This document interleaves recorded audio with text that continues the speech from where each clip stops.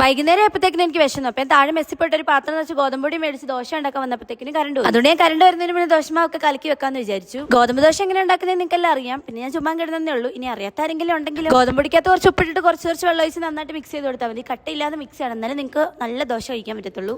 Guys, അപ്പോൾ നമുക്കിവിടെ current ഇല്ല, അതുകൊണ്ട് നമ്മളിത് കുറച്ച് നേരം റെസ്റ്റ് ചെയ്യാൻ വെക്കുവാണ്. Rest in peace. നമ്മുടെ ദോശമാവിന് റെസ്റ്റ് ഇൻ പീസ് ആണ് ഇപ്പോൾ. അതേ ഞാൻ ദോശയുടെ കഴിക്കാനുള്ള കറിക്കുള്ള സാധനമൊക്കെ അരിഞ്ഞു വെച്ചു. അങ്ങനെ പ്രത്യേകിച്ച് സാധനമൊന്നും ഇല്ല, ആകെ ഇവിടെയുള്ള ഉള്ളിയും തക്കാളിയാണ്. അതുകൊണ്ട് അത് വെച്ച് എന്താണോ ഉണ്ടാക്കാൻ പറ്റുന്നത് അതേ ഉണ്ടാക്കാൻ പറ്റത്തുള്ളൂ. നമ്മൾ മറ്റേ വീഡിയോയിലൊക്കെ കാണുന്ന പോലെ പച്ചക്കറിയൊക്കെ എടുത്ത് എറിഞ്ഞ് ഒരു സ്കില്ലൊക്കെ കാണിക്കാൻ നോക്കിയിട്ടുണ്ട്. ഫോൺ ഇപ്പോൾ താഴെ പൊട്ടിയത്. പിന്നെ കുറച്ച് കഴിഞ്ഞപ്പോഴത്തേനും കറണ്ട് വന്നു. അപ്പോൾ നമ്മൾ പാനൊക്കെ ചൂടായതിൽ എണ്ണയൊക്കെ ഒഴിച്ചിട്ട് ദോശ നല്ല വട്ടത്തിലാക്കി എടുക്കാൻ ഞാൻ നോക്കി, പക്ഷെ അതെന്നെ കൊണ്ട് പറ്റിയില്ല. എനിക്ക് പറയാനുള്ളത് ടേസ്റ്റിലാണ് കാര്യം.